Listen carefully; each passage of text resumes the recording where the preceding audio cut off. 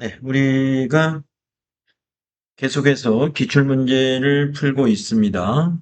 그래서 오늘은 여러분 411페이지에 기출문제 73회 이론풀이를 같이 한번 해보도록 하겠습니다. 1번 보시면은 다음 중 재무제표의 작성과 표시에 대한 설명으로 옳지 않은 것은? 이라고 물었는데요. 이 재무제표 작성이나 표시에 대해서 여러 번 질문을 합니다. 자, 1번 보시면은 자산은 원칙적으로 1년을 기준으로 유동과 비유동으로 분류하고 있죠. 예. 자산뿐이 아니라 부채도 그렇습니다.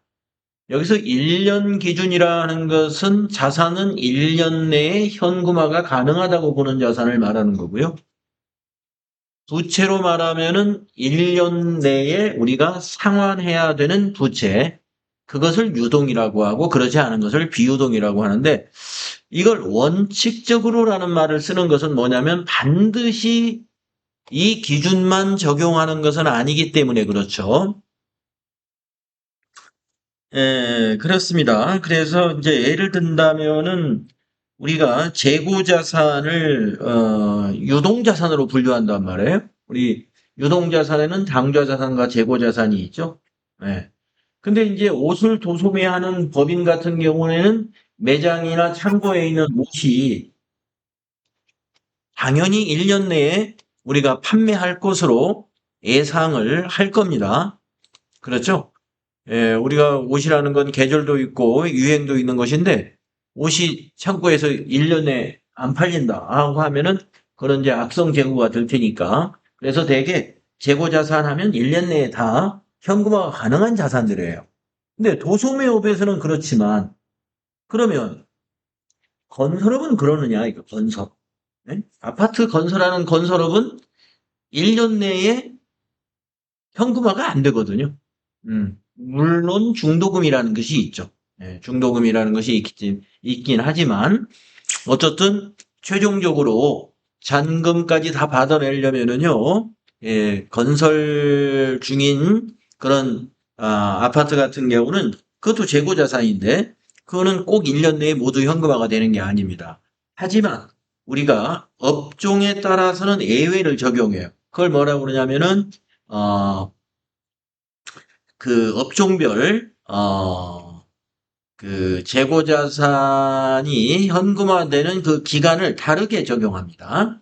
예, 그래서 선박을 제조하는 뭐 업종이라든가 이런 데서는 우리가 꼭 1년 내에 현금화되는 자산만을 보는 게 아니에요. 일단 재고자산은 다 유동자산으로 본다 이거죠.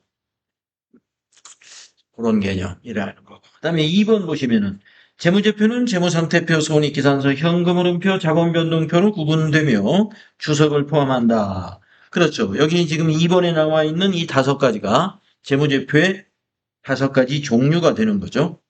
재무상태표, 손익계산서, 현금흐름표, 자본변동표, 주석, 이 5가지죠. 그다음에 3번 손익계산서는 일정 시점의 재무 상태에 대한 정보를 제공하는 재무보고서이다. 이게 틀렸군요. 우리가 손익계산서는 일정 시점이 아니라 일정 기간에, 또 재무 상태가 아니라 영업 성과에 대한 정보를 제공해주는 재무보고서입니다. 그래서 3번 이 부분이 틀린 거예요. 일정 기간에 영업 성과에 대한 정보를 제공하고 미래 현금 흐름에 대한 예측이 가능하도록 하죠. 그래서 옳지 않은 건 3번이 되겠네요. 4번을 보시면은 일반적으로 인정되는 회계 원칙에 따라 재무제표를 작성하면 회계 정보의 기간별, 기업 간 비교 가능성이 높아진다. 그렇습니다. 우리가 일반적으로 인정되는 회계 원칙에 따라서 재무제표를 만들어야만이 회계 정보가 서로 비교 가능성, 기업 간의 비교 가능성이 있는 것이죠. 기업과 기업 간의 회계 처리하는 원칙이 서로 기준이 많이 다르다면 비교의 의미가 없는 것이죠. 비교의 가치가 떨어져요, 그만큼. 그래서 4번도 맞는 거죠. 다음에 2번 문제는 어떤 문제인가 보겠습니다. 다음은 주식회사 항공의 기계장치 대장의 일부이다. 이를 토대로 25년도 감가상각비를 계산하면 얼마일까? 이렇게 물어봤습니다. 자, 그런데 정률법으로 문제를 냈어요. 정률법. 네. 우리가 감가상각비 계산을 하라는 문제를 이론에서 자주 냅니다만은 주로 정액법을 많이 냅니다. 정액법. 정액법이 계산이 쉽죠. 자, 정률법도 뭐 어렵지는 않습니다. 계산하는 방법이 좀 다르죠. 자, 정률법은 어떻게 하느냐? 이 정률을 곱합니다. 첫 해에는 취득 금액에다가 정률을 곱하면 돼요. 그리고 두 번째 해부터는 이, 우리가, 뭐라 그러죠? 감가상각 누계액을 뺀, 예, 장부금액. 그러니까 취득 금액에서 감가상각 누계액을 뺀 나머지 금액에 대한 그 장부 금액을 말하는데 그 장부 금액에다가 이 정률을 곱해야 돼요. 그러면 여기서 말하는 이 25년도의 감가상각비는 언제 감가상각비냐면은 두 번째 해의 감가상각비입니다. 그렇죠? 두 번째 해의 감가상각비. 그러면 1차년도 걸 먼저 계산해 볼까요? 예, 메모장에다 한번 공식을 써가면서.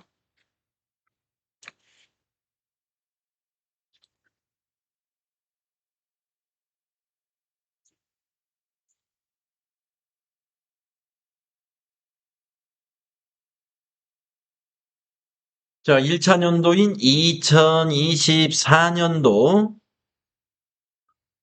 2024년도 감가상각비 계산해 볼게요.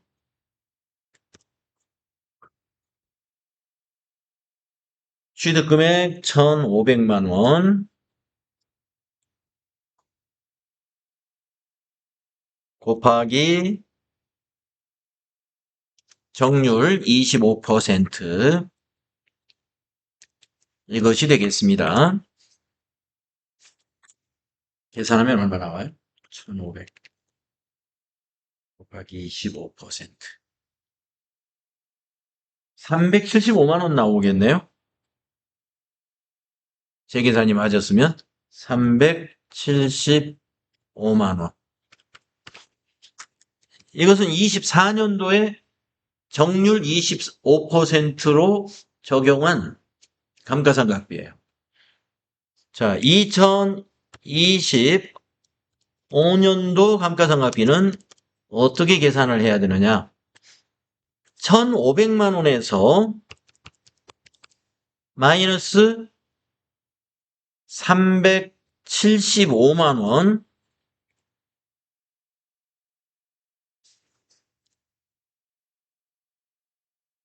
이게 이제 장부금액이잖아요. 미상각 잔액이라고도 하고 장부금액이라고도 합니다.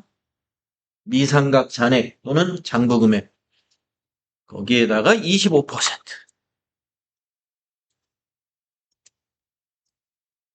이렇게 하면 되죠. 그러면 1,500만 원에서 마이너스 375만 원을 하니까 미상각 잔액이 즉 장부금액이 기초 장부금액이 1,125만 원이에요. 거기에다가 곱하기 25%를 하니까 281만 2,500원이 나오는군요. 동그라미가 하나 더 많네요. 그래서 2025년도에 감가상각비는 얼마냐 하면은 2,812,500이 답이 되는 답이 3번에 있네요. 네, 정율법 감가상각비 계산하는 방법에 대해서 이렇게 시험에 나올 수 있으니까요. 꼭 기억을 해 두시고요. 뭐 질문을 지금 여기는 25년도 감가상각비를 계산하면 얼마냐? 이렇게 물어봤지만 질문은 여러 가지로 할 수 있습니다. 25년도 감가상각 누계액은 얼마냐? 라고 했을 때는 요 두 개를 더해야, 더해서 답을 찾으면 되고, 누계액이라는 건 24년도 감가상각비와 25년도 감가상각비를 더하는 거니까요. 아니면 25년도 말 장부 금액은 얼마인가? 또 이렇게 물어볼 수도 있어요. 똑같은 정률법으로 했을 때 장부 금액은 얼마인가? 그러면 1,500만 원에서 우리가 취득 금액이 1,500이잖아요. 감가상각 누계액 요 두 개 더한 것을 뺀 것이 25년도 말 장부 금액이 되는 거죠. 자, 감가상각 계산에 대한 문제를 출제했습니다. 2번에서는. 다음에 3번 문제. 다음은 주식회사항공의 재고자산 매입과 관련된 김 과장과 강 대리의 대화 내용입니다. 가완화에 해당하는 개정 과목으로 알맞은 것은 이랬습니다. 김 과장이 매입한 상품 중 결함이 있는 것은 어떻게 처리했나요? 그러니까 강 대리, 결함이 미미하여 과로 반품을 하지 않고 매입 가격의 할인을 받았습니다. 그랬어요.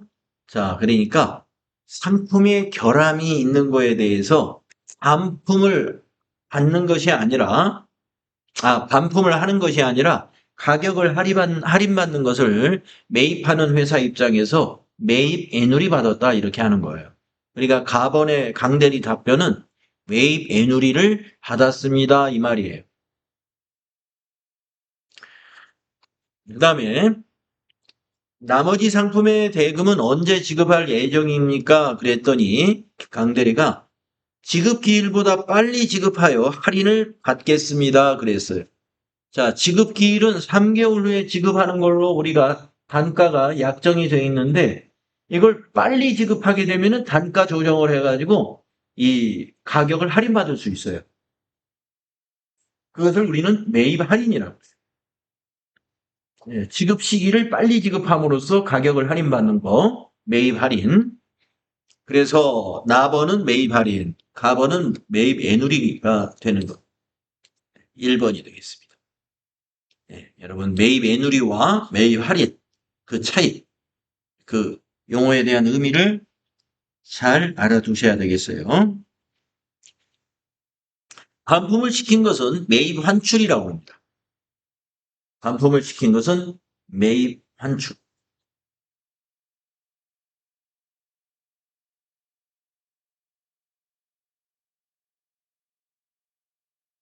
다음에 4번을 볼까요? 업무용 건물에 중앙 집중식 냉난방기를 설치하여 건물의 가치가 증대되고 내용연수가 2년 연장이 되었다. 이에 대한 회계 처리 시 차변의 개정 과목으로 옳은 것은 이랬습니다. 자, 건물의 가치가 증대했다 그랬어요. 내용연수도 연장이 됐어요. 이러한 지출은 우리가 건물에 대한 자본적 지출이라고 그럽니다. 그러면 비용 처리해서는 안 되고 자산으로 처리해야 되거든요. 답은 4번이 되겠죠. 차변은 건물. 만약에 건물에다가 페인트 칠을 했고 건물의 유지 보수에 관한 것이었다라고 한다면 그때는 1번 수선비가 되겠습니다. 그래서 4번 문제는 유형자산의 취득 후 지출, 자본적 지출이냐 수익적 지출이냐 그것에 대한 문제였어요. 다음에 5번으로 가보겠습니다. 다음은 주식회사 항공의 수정전 잔액시산표와 결산 조정사항을 반영한 재무상태표의 일부이다. 가나의 금액으로 오른 것은 이랬습니다. 자, 그러니까 가는 매출채권이 뭐 얼마냐 이 말이죠. 나는요 대손 충당금은 얼마냐 이 말입니다. 지금 위에 있는 것은 수정 전이고 밑에 있는 것은 결산이 끝난 재무상태표라는 거죠. 수정 후에. 자, 중간에 뭐 이게 있어요. 이것만 설정하면 되는 거. 중간에. 자, 매출채권 잔액에 대하여 2%의 대손 충당금을 설정한다 그랬습니다. 그러면 여기서 매출채권이라는 것은 잔액시산표에서 외상매출금 잔액과 받으러온 잔액을 합친 게 매출채권이죠. 그래서 매출채권은 300만 원이에요. 이 가번에 들어가는 건 300만 원입니다. 그러면 거기에 2%가 대손 충당금이죠. 그러면 300만 원의 2%, 3위는 6만 원이죠. 그래서 답은 3번이다 하는 얘기입니다. 대손 충당금을 2%를 설정해야 된다 그랬으니 300만 원의 2%가 대손 충당금이 설정이 되어야 되는 거죠. 수정이 끝나고 나면. 만약에 추가 설정액은 얼마냐 그랬다면은 여기가 지금 기존의 잔액이 45,000원 있잖아요. 예. 45,000원 있으니까 6만 원이 되려면은 15,000원이 추가 설정돼야죠. 15,000원.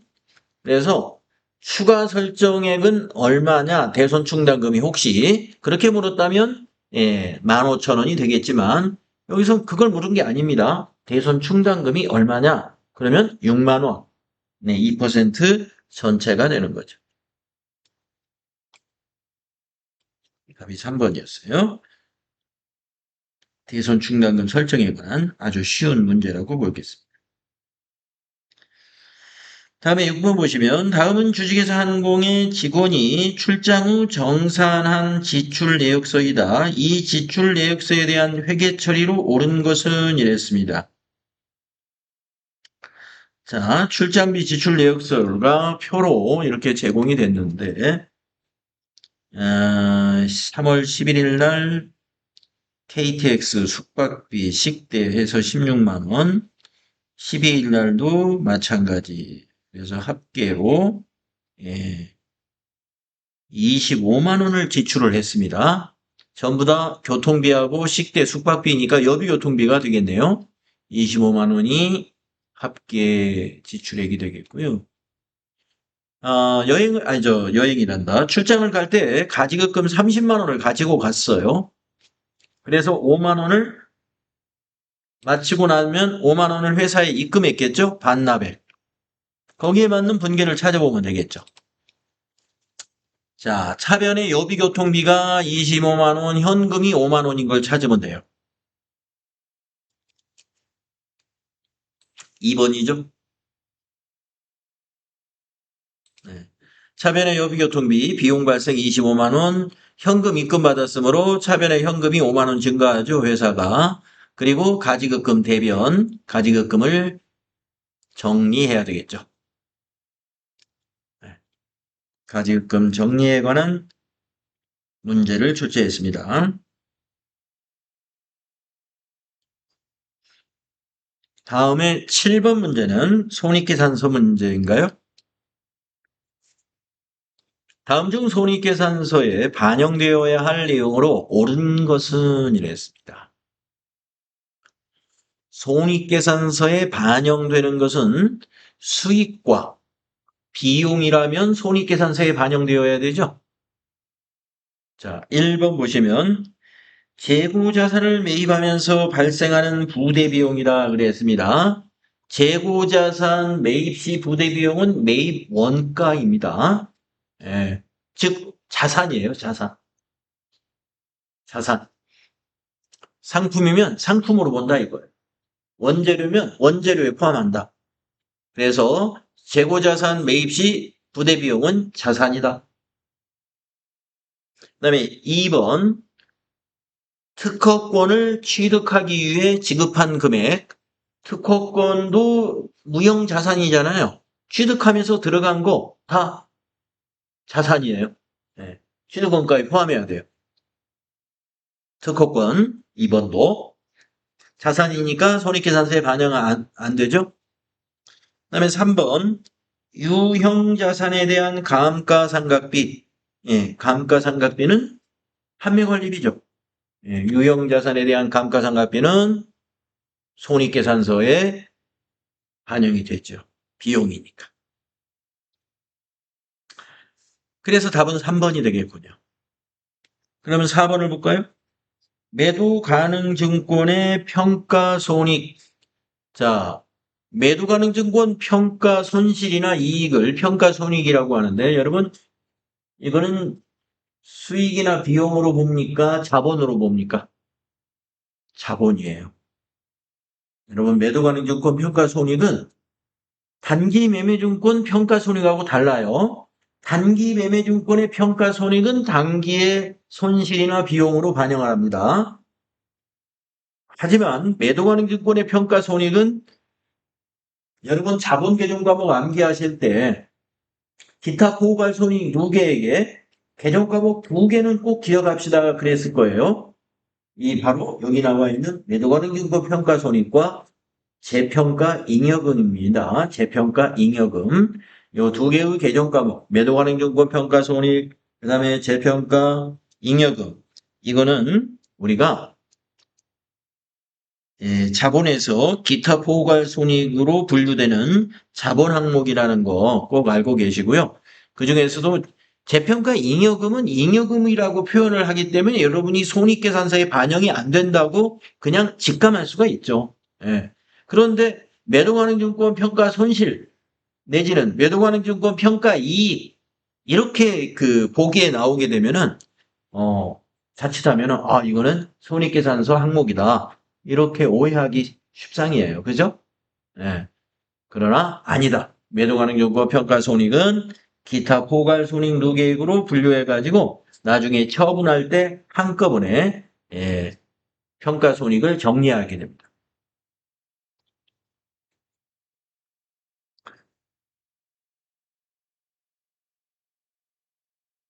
그래서 이 매도가능증권의 매도가능증권이라는 건 유가증권이잖아요. 이 주식이나 채권을 보시면 되는데 이것도 유가증권이니까 기말에 평가는 해요. 가격이 올랐는지 떨어졌는지. 하지만 이제 단기매매증권의 경우는 곧 처분할 계획이기 때문에 단기에 반영을 하더라도 그 시간 차이, 예, 별로 나지 않아요. 그래서 단기에 반영을 하는 편인데 매도 가능 증권이라는 건 장기 투자를 하는 거거든요. 장기간에 걸쳐 투자하기 때문에 평가한 손실이나 그 이익이 예, 기업의 어느 시점에 반영이 될지 알 수가 없어요. 그렇기 때문에 일단 보류해 놓는 거예요. 보류.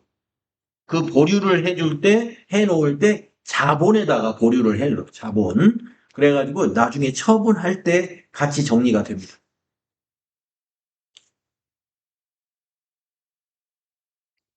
자, 8번부터는 이제 부가가치세 문제가 되겠는데요. 8번 보겠습니다. 다음 중 부가가치세법상 전자세금계산서에 대해 잘못 설명하고 있는 사람은 이랬습니다. 전자세금계산서에 대해서 설명을 하는 거 잘못 설명한 사람 찾아볼까요? 첫 번째 사람. 전자세금계산서를 지연전송한 경우 가산세를 부담해야 한다. 맞습니다. 네. 전자세금계산서 지연전송 가산세가 0.3% 공급가액의 0.3%가 있는데 이 지연전송 가산세 뭐 이런 분은 나중에 다음 교재 여러분들 TAT 2급 교재에 나와요. 하여튼 가산세가 있어요. 맞고. 두 번째. 모든 개인 사업자는 전자세금 계산서를 발급하여야 한다. 예, 그렇지는 않습니다. 모든 개인 사업자는 아니에요. 예, 개인 사업자도 모두 전자세금 계산서 발급할 수 있어요. 예, 그러나 의무 발급해야 되는 개인 사업자는 직전 연도에 공급가액, 면세와 과세를 포함해서 8천만 원 이상인 개인 사업자만 의무 발급이고요. 나머지는 자유예요. 전자세금계산서 발급해도 되고 종이로 발급해도 되고. 하지만 종이를 발급하는 개인사업자는 뭐 최근에는 거의 없을 걸로 보입니다. 예, 불편해요. 종이를 보관해야 된다는. 다음 부가가치세 신고 때까지 이거 세무서에 제출해야 되거든요. 잘 보관해야 돼요. 그러니까 부담이 생기죠. 그러나 전자세금계산서는 전자로 우리가 발급하고 나서 국세청에 전송을 하면 이미 국세청에 전송이 됐기 때문에 분실이나 신고를 누락한다든가 이럴 우려가 없습니다. 그래서 개인사업자들도 지금은 뭐 직전 연도에 면세, 과세, 공급가액이 그 기준 공급가액 이하나 좀 미만이다 하더라도 대부분 다 전자로 발급을 하는 것이죠. 혜민이 틀렸습니다. 그래서 잘못 설명하는 사람은 2번 혜민이가 되겠습니다. 다음에 세 번째 사람 만나볼까요? 작성 연월일은 전자세금계산서의 필요적 기재사항이야 했습니다. 맞아요. 네. 그러면 필요적 기재사항 이것도 시험에 잘 나오는 편이니까 여러분들 기억하고 있는지 한번 적어보겠습니다. 세금계산서에 이거는 뭐 전자만이 아니라 세금계산서입니다. 세금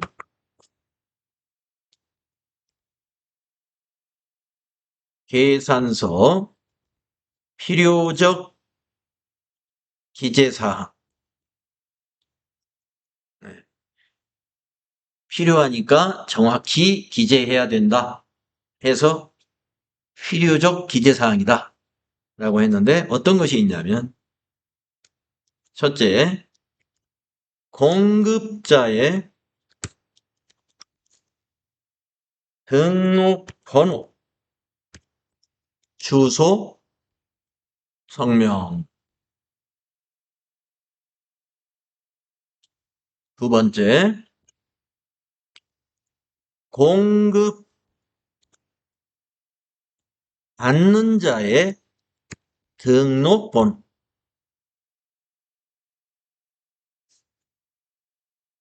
세 번째, 작성 연월일을 꼭 기재해야 돼. 네 번째, 공급 가액과 세액을 꼭 기재해야 돼. 이 네 가지.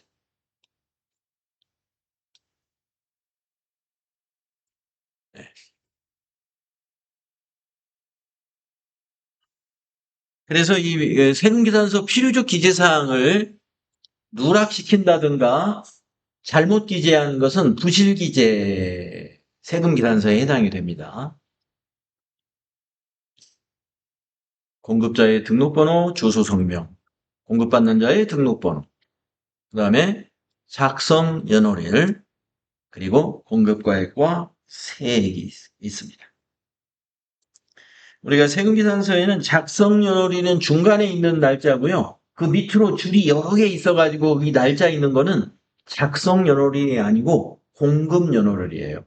그래서 공급 연월일은 임의적 기재사항입니다. 필요적 기재사항은 아니에요. 예. 그래서 제일 중요한 것은 그 기재사항 중에서 이 필요적 기재사항이 제일 중요해요. 이 필요적 기재사항이 잘못되면 부실기재항. 그 다음에 마지막 사람은 뭐라고 그랬어요? 발급일의 다음 날까지 전자세금계산서 발급 명세를 국세청장에게 전송하여야 해. 맞습니다. 예.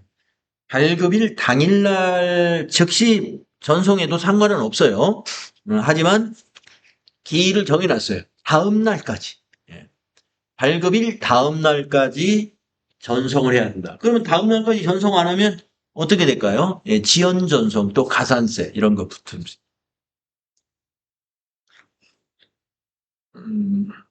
그래서 답은 아까 혜민이가 답이었습니다. 잘못 설명한 사람. 다음은 9번에 나온 부가가치세 문제 어떤 문제인가 보겠습니다. 다음 중 부가가치세법상 재화의 공급에 해당하는 것은 네, 우리가 재화의 공급이냐 용역의 공급이냐 뭐 이렇게도 따질 수가 있고요. 또 재화는 재화인데 공급으로 안 보는 것은 과세를 안 한다는 거예요. 공급으로 본다는 것은 과세를 한다는 얘기예요. 예. 자, 그러면 1번부터 보겠습니다. 저작권의 양도라고 했어요. 저작권이 무형자산이죠. 예. 무형자산의 양도는 재화입니다. 재화의 공급이라고 해요. 그런데요, 무형자산의 임대는 용역이에요. 예.